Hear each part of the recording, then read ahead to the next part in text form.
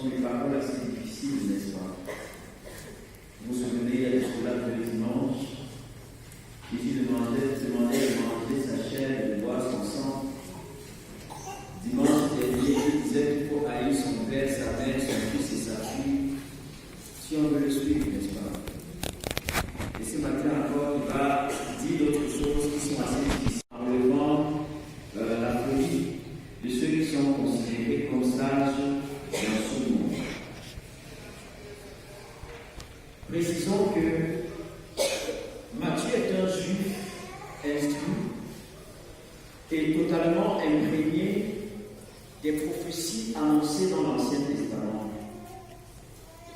Et dans les 5 versets que nous venons de lire, il s'agit encore là d'une proclamation à haute voix, contrairement aux habitudes de Jésus, qui se mettait souvent à l'écart pour prier le Père.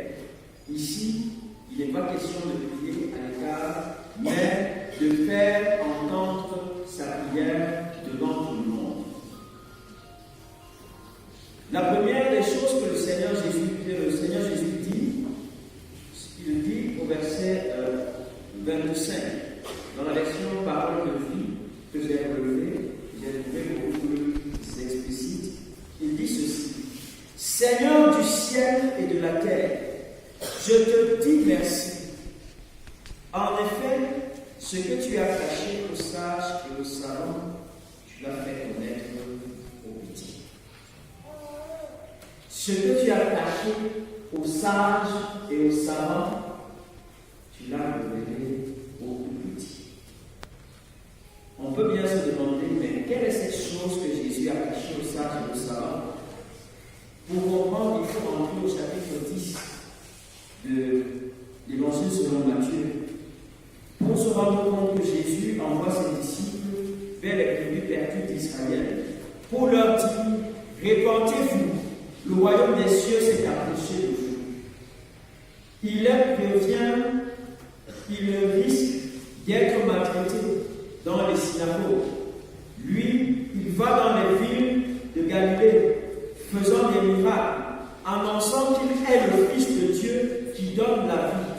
Mais ces villes ne le reconnaissent pas comme Seigneur et ne se répandent pas. Jésus exprime dans cette déclaration la leçon qu'il tire de cet échec face aux élites de cette ville au cœur endurci. En revanche, son succès devant les petits, les enfants, explique sa phrase. Dieu, par Jésus-Christ, révèle aux petits ce qu'il tient caché aux sages. L'ordre naturel du monde est bouleversé. Les esprits, ce ne sont plus les petits, les humbles, le bas peuple, mais les sages, les intelligents, détenteurs du pouvoir. Classiquement, la sagesse et l'intelligence sont dans la Bible comme ailleurs citées comme une vertu. Ici, utilisée négativement par Jésus dans sa pratique habituelle d'inverser les valeurs. L'expression vise non pas la connaissance elle-même, mais l'orgueil de la connaissance. La sagesse est le caractère de ce qui demeure traditionnel, classique, éloigné des audaces, des outrages, des outrances, telles qu'on peut comprendre selon le dictionnaire Larousse. En philosophie, la sagesse est un concept utilisé pour qualifier un comportement souvent conforme à une éthique et qui s'appuie sur une connaissance raisonnée. Voilà la conception de la sagesse dans le dictionnaire et en philosophie. Par contre, dans la Bible, il est dit en 1 Corinthiens 3, verset 19, que la sagesse de ce monde est une folie devant Dieu. C'est pourquoi Dieu nous parle non avec des discours concernant la sagesse humaine, mais avec ceux concernant l'esprit, employant un langage spirituel pour les choses spirituelles. Le monde ne reçoit pas les choses de l'Esprit de Dieu, car elles sont une folie pour lui, et il ne peut le connaître parce que c'est spirituellement qu'il de ces choses. Nous voyons donc, bien aimés, que ce qui est sage aux hommes est fou pour Dieu, et que ce qui est fou aux hommes est sage pour Dieu. Le monde et Dieu marchent dans deux directions opposées, car le monde entier est sous la puissance de Satan. Et je voudrais m'arrêter un instant pour dire,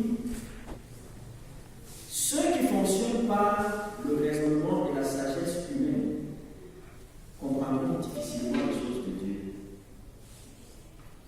Et il y a beaucoup de gens, même dans les Philistines, qui continuent de fonctionner comme ça, à raisonner dans tout ce qu'ils voient. Tant que tu veux fonctionner par la raison, tu vas, les choses spirituelles vont t'échapper.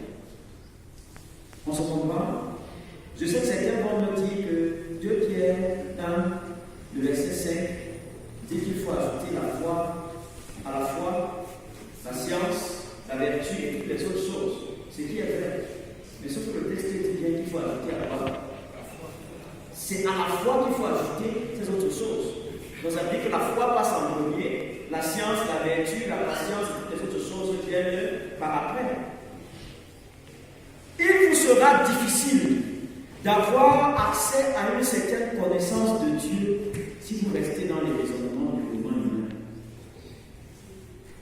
On a besoin de descendre, de sortir de ce carcan, de cette prison que la raison ou bien que la sagesse humaine nous communique, pour laisser que l'Esprit de Dieu lui-même nous communique la sagesse qui vient dans le monde.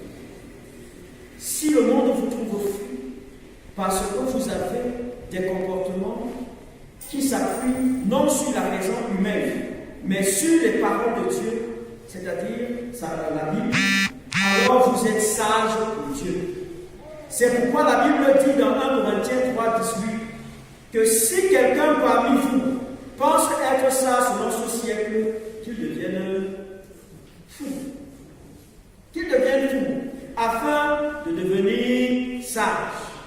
Cela nous montre qu'on ne peut pas vivre selon la norme du monde et dire qu'on est sage pour Dieu. Et si vous êtes sage pour Dieu, le monde vous trouvera forcément fou. Et vous comprenez pourquoi est-ce que quand vous êtes sérieusement engagé dans votre foi, vous devenez un paria pour certaines personnes qui vous rejettent. Parce qu'ils se disent que celui-ci même, il vit dans les nuages, il vérifie comment. Est-ce qu'il est encore sur cette terre à cause de sa foi? Vous êtes incompréhensible par ceux qui sont autour de vous. Les gens même vont vous taxer de déraisonner. Et vous allez vous rendre compte qu'aujourd'hui, justement à cause de la sagesse humaine, les gens ont développé certaines philosophies qui les éloignent de la volonté de Dieu. Que ce soit ceux qui prônent le retour aux traditions, que ce soit ceux qui prônent la prééminence de la science sur toutes choses, et la pandémie dans laquelle est-ce que nous sommes encore jusqu'à maintenant, elle veut démontrer l'avantage des limites de la science. N'est-ce pas? Oui, que la science est limitée. Elle a des limites. Mais Dieu n'est pas limité, ni par le temps, ni par l'espace. Même s'il laisse souvent faire certaines situations, ça ne veut pas dire que ça va dépasser. En ce moment-là, rien ne dépasse Dieu, mais il laisse faire pour nous enseigner parfois à saisir la véritable sagesse qui vient de lui. Je ne suis pas en train de dire que les lettrés, ou alors les personnes qui sont sages, ou même encore les riches, les intellectuels, seraient en tant que tels exclus du projet de Dieu, du projet du salut de Dieu pour leur vie. Non. Ce sont eux-mêmes qui s'excluent du message du salut de Christ. Car ils raisonnent. Ils privilégient le savoir sur le croire. Et en tirent une légitime autosatisfaction et de fait celui de dire « moi je sais » avec le mépris et l'orgueil qui convient dominera toujours celui qui dira « moi je crois ». Quand il dit « tu crois », et quand il dit « moi je sais », il a tendance à croire qu'il est au-dessus. Et l'apôtre Paul résume très bien ce dont il s'agit en 1 Corinthiens 8, verset 1. La connaissance enfle, mais l'amour édifie. Si quelqu'un croit savoir quelque chose, il n'a pas encore connu comme il faut connaître. Mais si quelqu'un aime Dieu, celui-là est connu de lui. Et je me souviens d'une histoire que je lisais toujours pendant cette pandémie. Peut-être rigolo. C'est une scène qui s'est passée aux États-Unis. Un homme très riche qui a été atteint du Covid. Il s'est retrouvé dans une chambre d'hôpital sous assistance respiratoire. Il était seul. Même sa famille ne pouvait pas se rapprocher de lui. Et pendant qu'il y était, il réfléchissait sur tout ce qu'avait été sa vie, sur ses titres, toutes les décorations qu'on lui avait données dans le monde. Il réfléchissait sur toutes ces choses et se demandait comment que sa vie pouvait passer de vie à trépas, il pouvait passer de vie à trépas en un laps de temps. Il se rendait compte de la réalité de toutes ces choses, de tout ce qu'il avait défendu comme théorie dans le monde. Et il y avait un monsieur qui était responsable du service d'entretien dans l'hôpital, qui est entré dans ce centre hospitalier et pendant qu'il parlait, il lui a dit que Dieu l'aimait. Il a prié pour lui. Ce monsieur, lorsqu'il est sorti de l'hôpital par la grâce de Dieu, a témoigné de vive voix qu'à cet instant, il a vu la puissance de Dieu au-dessus de tout ce qu'il avait connu par le passé. La communion et la rencontre avec le Seigneur dépasse tout ce que nous pouvons dans ce monde. Et à partir de ce jour, sa vie a changé. Et c'est lui qui pouvait témoigner de cette situation. Tout ce que nous avons accumulé comme connaissance ou comme sagesse reste dans ce monde. La seule chose qui demeure éternelle, c'est la communion que nous avons avec le Seigneur. C'est ce qui demeure éternel. C'est ça qui restera pour toujours. Et ce témoignage de l'amour de celui-là qui nettoyait le sol, la zone d'entretien, a marqué le cœur de ce monsieur. L'amour est une chose qui caractérise particulièrement ceux qui sont en Christ, parce que Dieu est l'amour. Le ministère public de Jésus, à tout vent, dans les maisons et sur les places, d'une ville à l'autre, accueillant quiconque vient à lui librement et sans condition, ni formation préalable, va radicalement à l'encontre de cette règle qui régit le monde depuis la nuit des temps. Le pouvoir détenu par ceux qui savent, au détriment de ceux qui ignorent, son message qui crée une brèche dans l'organisation sociale, atteint ceux qui, en d'autres siècles, ou selon les mœurs sociales de l'époque, en auraient été exclus. Voilà qui renforce encore l'idée de la bonne nouvelle. La bonne nouvelle s'adresse à tous, est capable de toucher et d'atteindre quiconque écoute sans exclusion. Qu'il fasse ou non partie des sages et des intelligents selon la norme d'équité par notre société. Jésus, par la suite, dira, pour réaffirmer publiquement sa nature divine et la puissance qui va avec, « Mon Père m'a tout donné. Personne ne connaît le Fils sauf le Père. Personne ne connaît le Père sauf le Fils. Mais le Fils veut montrer le Père à d'autres pour qu'ils le connaissent aussi. » C'est la version de la vie. Le Fils veut montrer le Père à d'autres pour qu'ils le connaissent aussi. On comprend aisément pourquoi Jésus pouvait dire avec Jean au chapitre 14, verset 6, « Je suis le chemin, la vérité et la vie. » C'est lui qui révèle le Père. Si Christ ne te révèle pas qui est le Père, tu ne peux pas le connaître. Fais toutes les études que tu veux, donne tous les discours que tu veux sur Dieu. Ça ne donne pas la connaissance sur Dieu. C'est Christ qui nous révèle véritablement qui est Dieu. Et ceci passe par la communion que nous avons avec lui. Lui, bien-aimé,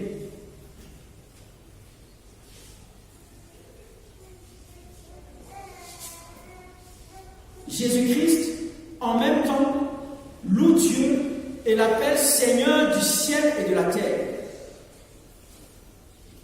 De l'accomplissement de son plan, Jésus ne se présente là que comme un exécutant, montrant ainsi que lui aussi pratique l'humilité qui le prêche. Par la suite, il va dire, personne ne connaît le Père si ce n'est le Fils, et celui que le Fils veut le révéler. Il nous faut admettre que connaître Dieu nous est inaccessible par nos recherches, nos études ou prétendues religions.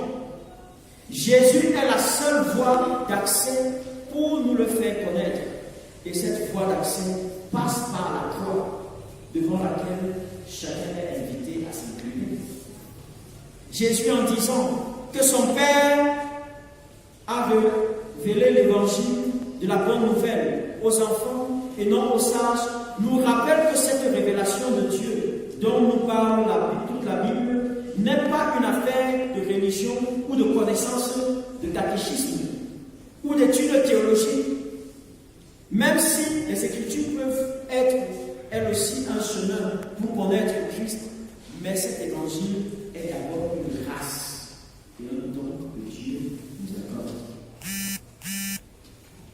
Jésus, au verset 28, dira, venez à moi, pour tout ce qui est fatigué et chargé, je vous donnerai du repos. Il s'adresse là à tous ceux qui ont faim, à tous ceux-là qui sont malades, à tous ceux-là qui souffrent de quelque mot que ce soit. Il dit, venez à moi.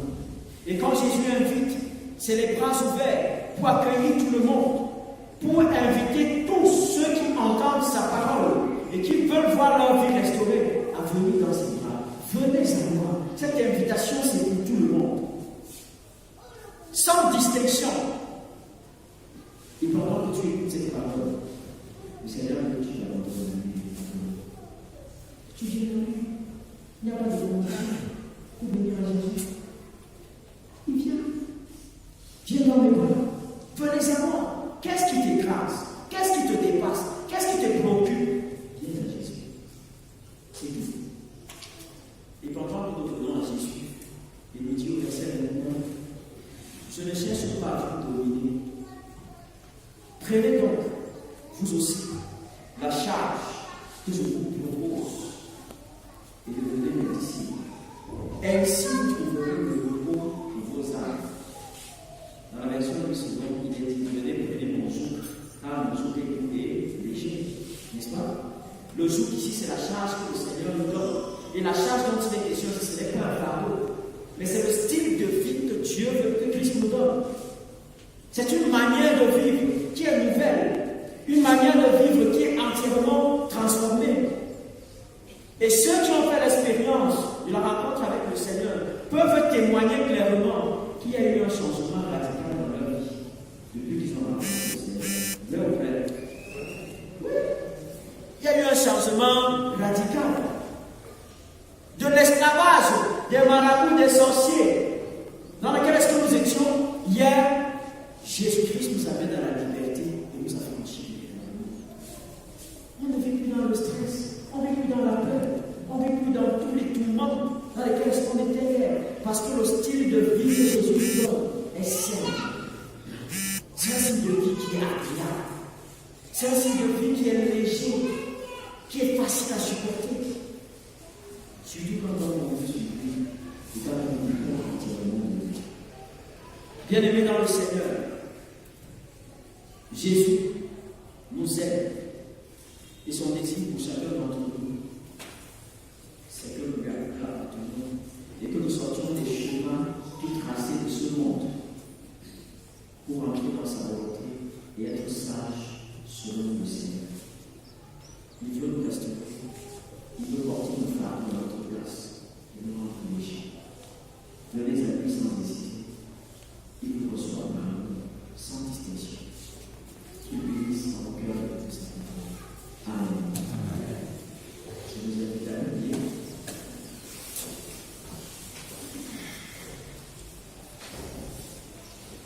Est-ce que tu t'es pas laissé influencer par la sagesse de ce monde qui a pris le pas sur la volonté de Dieu sur ta vie? Quels sont les principes qui dirigent ta vie chaque jour? Est-ce les principes de ce monde? Tu serais à côté de ce que le Seigneur attend de toi. La volonté de Dieu pour toi est tout autre chose. Dis-lui, Seigneur, je refuse de m'appuyer sur la science, sur la sagesse humaine pour mener ma vie. Mais je veux m'appuyer vers l'Éternel sur toi et sur toi seul. Dis-lui que tu acceptes de t'abandonner entièrement à lui, de venir à lui et répondre à cette invitation qu'il t'adresse de tout ton cœur et d'une manière sincère pour laisser qu'il transforme ta vie, qu'il te donne sa charge ou son joug qui est léger et qu'il prenne ton pesant fardeau. Parle-lui de ces fardeaux. Dis, Seigneur, je les dépose à tes pieds ce matin. Prends tous ces fardeaux. Prends toutes ces préoccupations. Je suis incapable de les porter. Mais Seigneur, tu peux me décharger de ces fardeaux.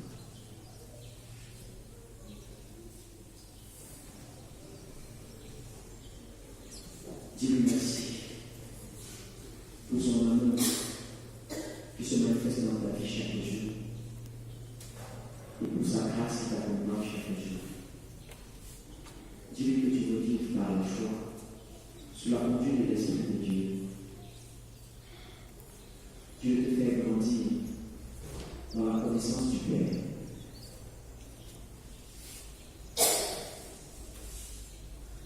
Merci Jésus pour ta parole.